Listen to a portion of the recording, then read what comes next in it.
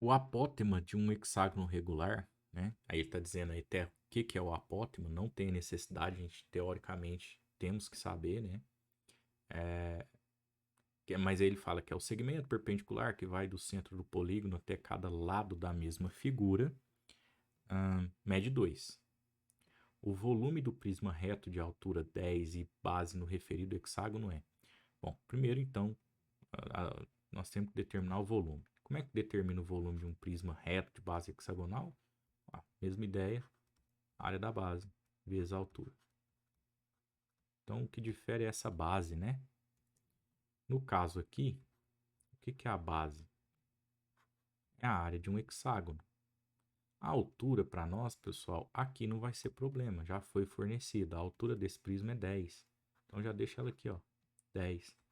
Então o volume é isso, tá? O problema é a área desse hexágono. Bom, não sei se você está lembrado ou lembrada. A área de um hexágono tem a fórmula que advém do quê? A área do hexágono é a mesma ideia de que nós temos 6 triângulos equiláteros. Então é a área de 6 vezes a área de um triângulo equilátero. Aí que tá. O que é a área de um triângulo equilátero? Olha só como essa questão ela vai se desmontando, né? A área de um triângulo equilátero pode ser determinada por L ao quadrado raiz de 3 sobre 4. Então, o que nós precisamos entender aqui? Que a grande questão é determinar o valor do lado desse hexágono, tá? Essa é a grande questão.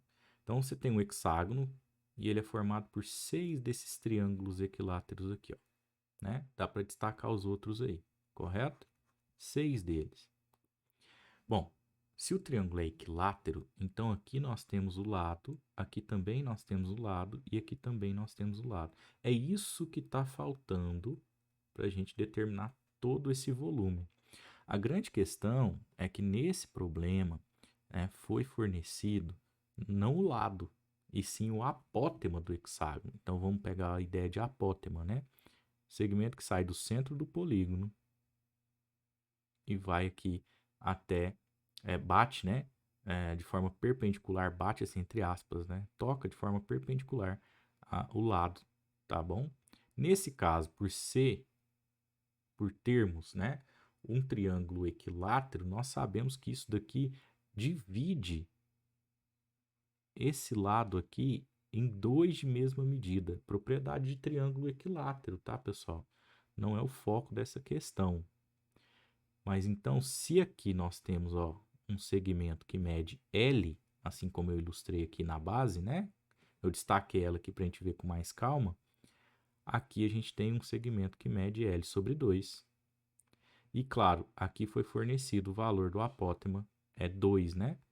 Então, o que nós temos aqui é um triângulo retângulo, né? Nós conseguimos tirar daí um triângulo retângulo, ó. Claro, o meu que está fora de escala, né? Então, aqui você tem 2, aqui você tem L e aqui você tem L sobre 2. Então, vamos aplicar o teorema de Pitágoras nesse triângulo. Vamos transportar aqui, esboçar ele novamente aqui, ó. Tentar aqui um esboço. Pronto. Então, aqui você tem L sobre 2 e aqui o 2 do apótema. Se nós aplicarmos o teorema de Pitágoras aqui, nós temos que L ao quadrado é igual a L sobre 2 ao quadrado mais 2 ao quadrado, perfeito? Aí, ó, nosso objetivo é isolar esse L aí. Então, eu vou executar esses quadrados aqui primeiro, e nós vamos ter assim, ó, L ao quadrado igual a L ao quadrado sobre 4, tá? Então, 2 ao quadrado vira 4, mais o outro 2 ao quadrado aqui, que é 4.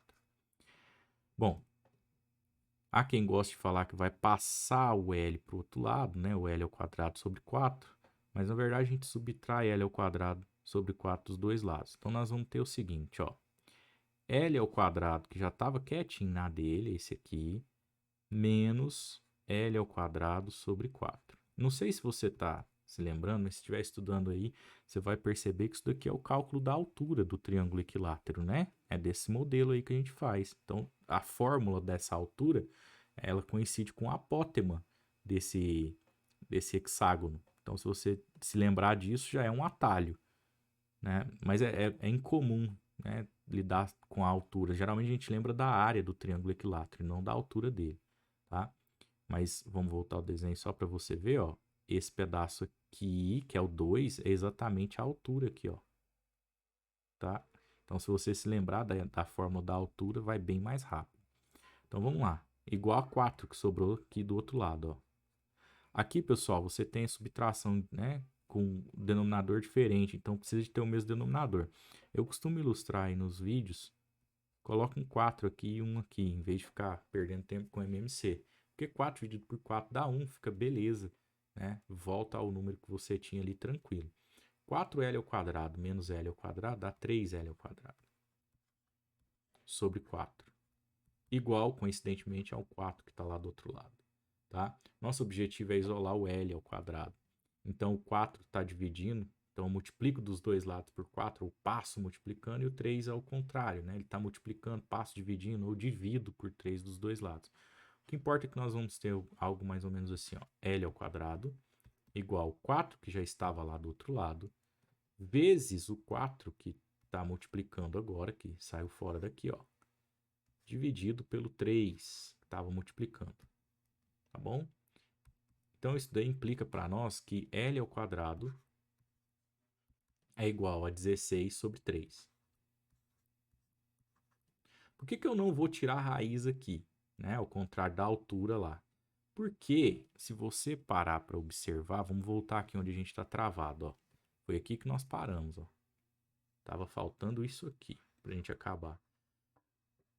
E o que de fato a gente precisa aqui é o L ao quadrado. Então, eu não vou tirar a raiz lá para depois elevar ao quadrado aqui, né? Então, eu já vou substituir. Então, calma aí, ó. Vamos para um espaço novo. A área do triângulo equilátero é L ao quadrado, raiz de 3, sobre 4. Então, a área do triângulo equilátero é... Esse L ao quadrado está prontinho aqui para nós, ó. Saiu do teorema de Pitágoras, a partir do apótemo. Ele vale 16 sobre 3. Então, eu vou substituir aqui por 16 sobre 3. 16 sobre 3. Entrou no lugar do L ao quadrado. Isso tem que ser multiplicado por raiz de 3 e está dividido por 4. Né? É isso que nós temos que fazer. Essa conta aí. Então, vamos lembrar aqui, ó. Aqui em cima, nós só temos a multiplicação de duas frações. Então, vai ficar 16 raiz de 3 sobre 3. E uma divisão disso. Divisão de fração, a gente mantém a de cima, multiplica pelo inverso da de baixo, né? Então, você vai ter aqui, ó, 16 raiz de 3 sobre 3, vezes, embaixo está 4, então eu multiplico pelo inverso, 1 sobre 4. Tá certo? Então, vamos lá. Você tem o 16 e o 4 aqui, ó, que dá para fazer uma continha, né? Dá para simplificar. 16 dividido por 4 dá 4. Então, nós vamos ter assim, ó, que a área do triângulo equilátero é igual 16 dividido por 4 dá 4. 4 vezes esse 1 aqui não vai interferir em nada, continua 4. Raiz de 3 sobre 3. Pessoal, então ficou essa a área do triângulo equilátero. Vamos voltar aqui um pouquinho, ó. O que a gente precisava era dela. Determinamos. Agora, para chegar na área do hexágono, a gente precisa multiplicar por 6. Vamos fazer isso? Então, ó, isso aqui implica que a área do hexágono é 6 vezes a área do triângulo equilátero. 4 raiz de 3 sobre 3. Dá também para fazer uma divisão aqui, ó. O 6 com o 3, 6 dividido por 3 dá 2, né?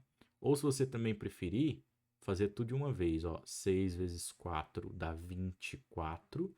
24 dividido por 3 dá 8. Então, já vamos fazer de uma vez aqui.